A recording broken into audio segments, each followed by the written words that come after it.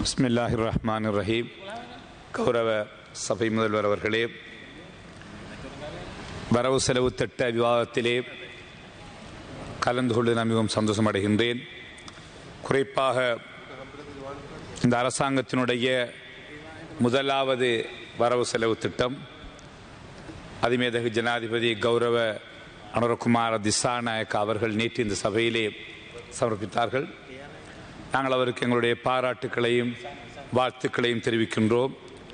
குறிப்பாக வரவு செலவு திட்டத்திலே பல்வேறுபட்ட தரப்பினர் பல்வேறுபட்ட தேவைகளுக்காக, அபிவிருத்தி பணிகளுக்காக பாரிய அளவிலான நிதி ஒதுக்கீடுகள், அதேபோன்று சிறுவர்கள், அதேபோன்று பாதிக்கப்பட்ட பெண்கள், அதேபோன்று நோய்களினால் நோய்வாய்ப்பட்டிருக்கின்ற அவர்களுக்கான நிவாரணம் போன்ற பல்வேறுபட்ட வசதிகள், அதேபோன்று பல்கலைக்கழக மாணவர்களுடைய மகாபல நிதியம் 2 மடங்காக அதிகரிக்கப்பட்ட விஷயங்கள் உண்மையிலேயே மிகவும் பாராட்டப்பட வேண்டிய ஒரு விஷயம். நாங்கள் அதற்கு நன்றி பாராட்டுகின்றோம். இந்த நாடு இருக்கின்ற இந்த பொருளாதார நிலைமையிலே இவ்வாறு ஒரு மிகச்சிறப்பான ஒரு வரவு செலவு திட்டம் சமர்ப்பித்திருந்தார். குறிப்பாக இருந்தாலும் இந்த வரவு செலவு திட்டத்திலே அரச ஊழியர்கள், தனியார் ஊழியர்களுக்கான சம்பள உயர்வு போதுமான அளவு வழங்கப்படவில்லை என்கின்ற ஒரு குறைபாடும் இருக்கிறது. நேற்று பட்ஜெட் சமர்ப்பித்ததன் பின்னர்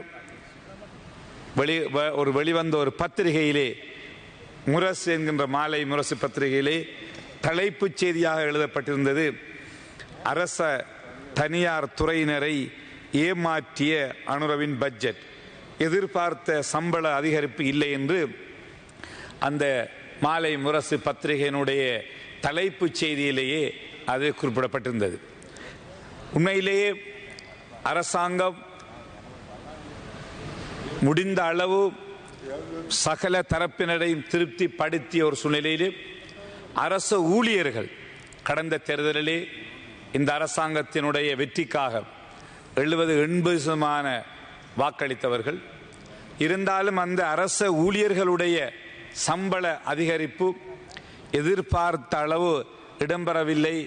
அது 3 ஆண்டுகளுக்கு ஒத்திவைக்கப்பட்டு ஒவ்வொரு ஆண்டாக ஒரு குறிப்பிட்ட வீதம் வழங்குகின்றதும், இந்த ஆண்டிலே மிக குறுகிய அளவான சம்பள அதிகரிப்பு வழங்கப்பட்டிருக்கின்ற ஒரு கவலை இந்த அரசு ஊழியர்கள் மத்தியிலே இருக்கிறது. அதேபோன்று கௌரவ தவிசாளர் அவர்களே, இந்த வரவு செலவு திட்டத்திலே கிழக்கு மாகாணம் அநேகமாக முழுதாக புறக்கணிக்கப்பட்டிருக்கிற என்ற செய்தியையும் நான் சொல்லி வைத்தாக வேண்டும். கிழக்கு மாகாணத்தினுடைய அபிவிருத்திக்கென்று எந்த ஒரு விசேட நிதியும் இந்த பட்ஜெட்டிலே ஒதுக்கப்படவில்லை. வடக்கு மாகாணத்துக்கு பாரிய அளவில் நிதி ஒதுக்கீடு செய்யப்பட்டிருக்கிறது. பாலங்கள் கட்டுவதற்கு, வீதிகளை புனரமைப்பதற்கு 5000 மில்லியன் என்று 5 பில்லியன் என்று பாரிய அளவில் நிதி ஒதுக்கீடு செய்யப்பட்டு நாங்கள் வரவேற்கின்றோம், பாராட்டுகின்றோம், நன்றி தெரிவிக்கின்றோம். அதேபோன்று கிழக்கு மாகாணம் யுத்தத்திலே மிக மோசமாக பாதிக்கப்பட்ட ஒரு பிரதேசம், 3 இன மக்களும் ஒற்றுமையோடு வாழுகிற ஒரு பிரதேசம். கிழக்கு மாகாண சபைக்கு கூட போதிய அளவு நிதி அரசாங்கத்தால் கிடைப்பதில்லை. மிக குறைந்த நிதிதான் அந்த மாகாணத்துக்கு கிடைக்கிறது. அந்த மாகாணம் இயற்கை செயற்கை அனர்த்தங்களால் அழிக்கப்பட்ட ஒரு பிரதேசம். அண்மை காலங்களில் ஏற்பட்ட 2-3 வெள்ளங்களில் அந்த பிரதேசத்தில் இருக்கின்ற பாலங்கள், வீதிகள், நிறைய பாடசாலை கட்டிடங்கள் அழிக்கப்பட்டிருக்கிறது. அவற்றை மீள கட்டி எழுப்பதற்கு எந்த ஒரு நிதியும் இதுவரை ஒதுக்கீடு செய்யப்படவில்லை. ஆகவே கௌரவ தவிசாளர் அவர்களே, இந்த பட்ஜெட்டிலே நேற்று ஒதுக்கப்படாவிட்டாலும் அரசாங்கத்திடம் இருக்கின்ற மூலதன நிதி ஒதுக்கீடுகளிலே இருந்து இன்னும் ஒதுக்கீடு செய்ய முடியும். ஆகவே கிழக்கு மாகாணத்தில் இருக்கிற பல்வேறுபட்ட வேலை திட்டங்களுக்கான நிதிகளையும் ஒதுக்கீடு செய்ய வேண்டும் என்று நான் கேட்டுக்கொள்கின்றேன். குறிப்பாக தென்கிழக்கு பல்கலைக்கழகம் பல்வேறுபட்ட தேவைகளோடு இருக்கிறது. இன்னும் பல ஆயிரக்கணக்கான மாணவர்களுக்கு போதுமான கட்டிடங்கள் இல்லை, போதுமான வசதிகள் இல்லை. ஒவ்வொரு முறையும் வெள்ளம் வருகின்ற போது வருடத்துக்கு 2 தடவை சுமார் 2-3 அடி தண்ணி நிறைந்து முழுவதும் மூட வேண்டிய நிலை இருக்கிறது. பல்கலைக்கழகத்துக்கு நுழைய முடியாத அளவு வெள்ளம் நிறைந்து செல்கிறது. ஆகவே அந்த பல்கலைக்கழகத்தினுடைய அபிவிருத்திக்காக, அந்த நிரந்தரமான வெள்ளத்திலிருந்து பாதுகாப்பதற்காக அந்த பல்கலைக்கழகத்துக்கு நிதிகளை ஒதுக்கீடு செய்ய வேண்டும். அதே போன்று கிழக்கு மாகாணத்தில் இருக்கிற ஒலிவில் துறைமுகம் கட்டப்பட்டு அப்படியே இருக்கிறது. அதை புனரமைத்து அது ஒரு பிரயோசனப்படும் வகையிலே அங்கிருக்கின்ற ஆயிரக்கணக்கான 10,000கணக்கான மீனவர்கள், முழு கிழக்கு மாகாண மீனவர்களுக்கு கூட ஒழுங்கான ஒரு துறைமுகம் இல்லை. தெற்கிலே பல துறைமுகம், தெற்கு மாகாணத்திலே ஒவ்வொரு பிரதேசத்திலும் துறைமுகம் இருக்கிறது.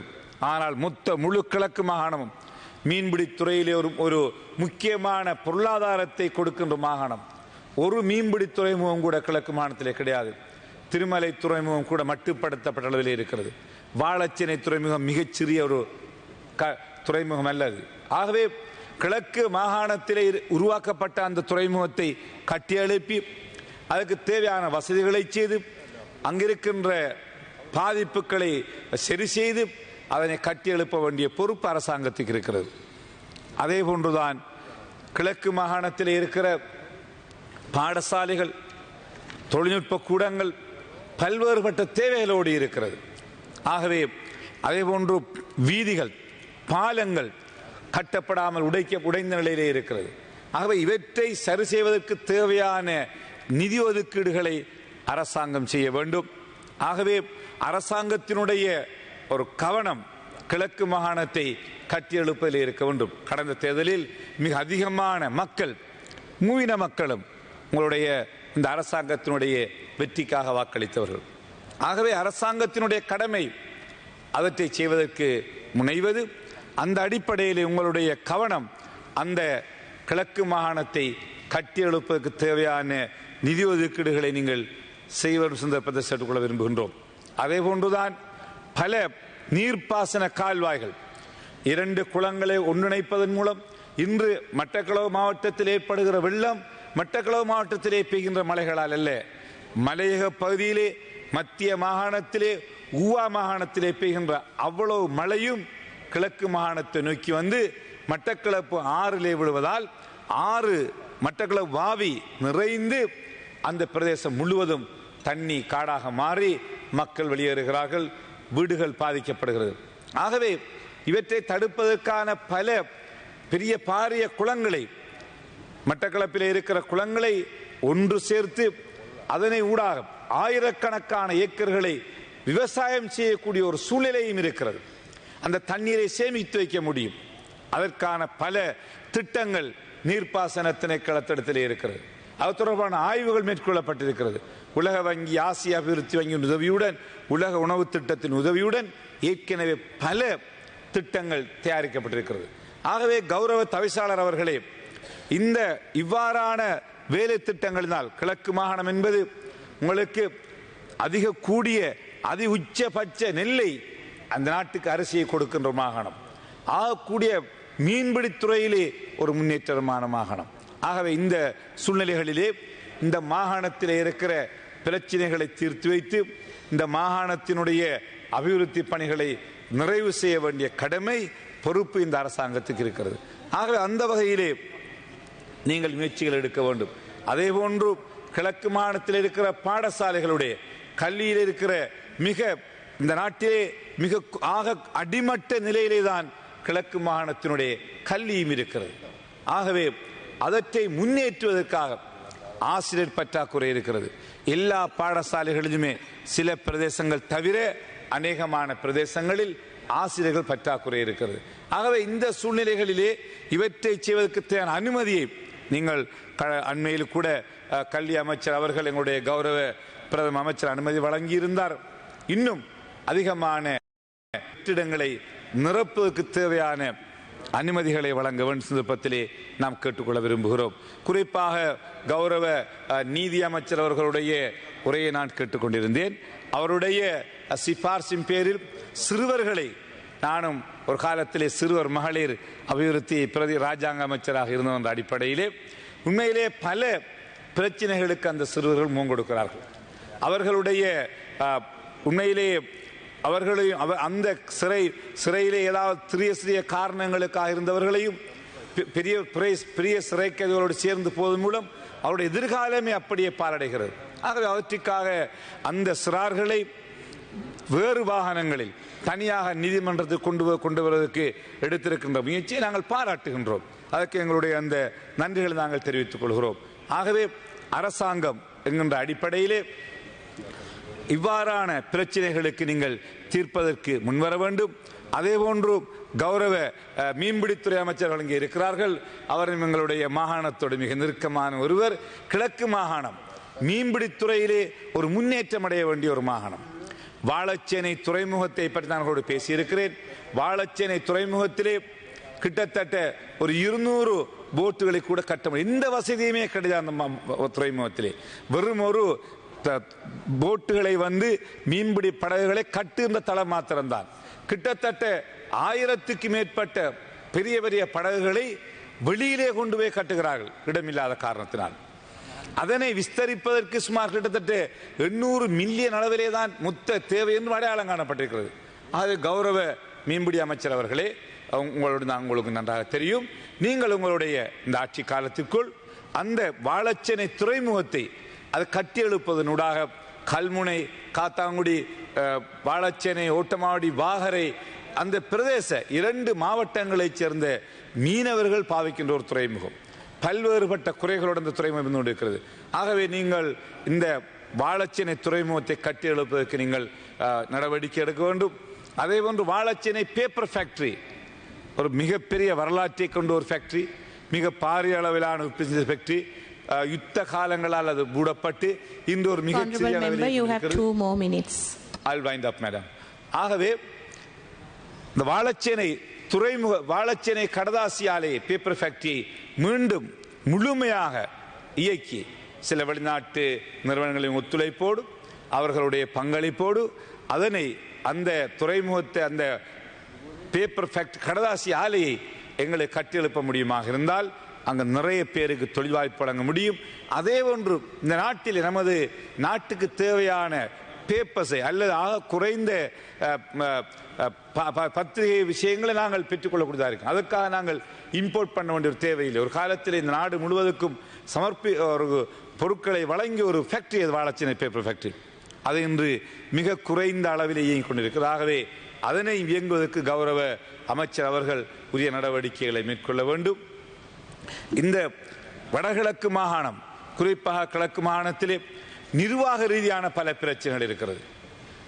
பல பிரதேச சபைகள், பிரதேச செயலகங்கள் உருவாக்கப்பட்டும் அதற்கான பிரதேச சபைகள் இன்னும் உருவாக்கப்படும். நிர்வாக ரீதியான பிரச்சனை இன்னும் உருவாக்கப்படாமல், குறிப்பாக கோரளைப்பற்று மத்திய பிரதேச சபை, கோரளைப்பற்று தெற்கு கிரான் பிரதேச, இந்த 2 பிரதேச செயலகங்கள் உருவாக்கப்பட்டும் அதற்கான பிரதேச சபைகள் உருவாக்கப்படவில்லை.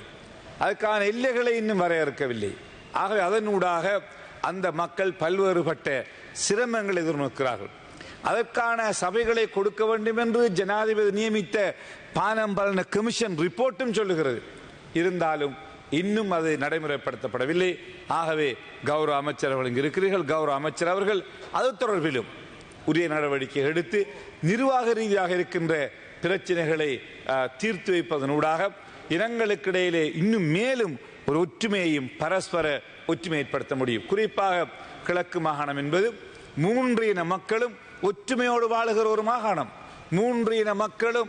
Member, your time is up. 1 minute, madam. Honorable Minister. ஆகவே 1 minute.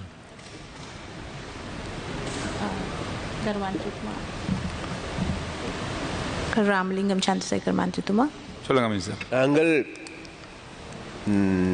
கடற்தொழில் அமைச்சின் மூலமாக 11.4 பில்லியன் ஒதுக்கியிருக்கும். அதனால கட்டாயம் வாழைச்சேனை மாத்திரமல்ல கிழக்கு மாகாணத்துக்கு இதை விட கூடுதலான கவனிப்பு இந்த முறை மேற்கொள்ளப்படும். கௌரவ அமைச்சர்களுடைய நன்றிகளை நான் தெரிவிக்கின்றேன். கிழக்கு மாகாண மக்களின் சார்பிலே கடற்றொழில் அமைச்சுக்கு ஒதுக்கியிருக்கிற பாரிய நிதி ஒதுக்கீட்டிலே வாழைச்சேனை துறைமுகத்தையும் அதே போன்று கிழக்கு மாகாணத்தில் மேலும் கடற்றொழிலை முன்னேற்றுவதற்கு அபிவிருத்தி அடைவதற்கு இவ்வாறான ஒரு முயற்சி எடுப்பதை கௌரவ அமைச்சர்கள் சபையிலே சொல்லியிருக்கிறார். அதற்காக நான் கிழக்கு மாகாண மக்களின் சார்பிலே என்னுடைய நன்றிகளையும் பாராட்டுகளும் தெரிவித்துக் கொள்ள விரும்புகிறேன். ஆகவே குறிப்பாக இந்த 3 இன மக்களும் ஒற்றுமையோடு நிர்வாகம் செய்கின்ற இந்த நாட்டில் இருக்கிற ஒரு மாகாணம் கிழக்கு மாகாணம். ஆக அந்த மாகாணத்தை கட்டியெழுப்பதற்கு உங்களுடைய அரசு பூரண நடவடிக்கை எடுக்கும் என்று கேட்டு விடைபெறுகிறேன். நன்றி.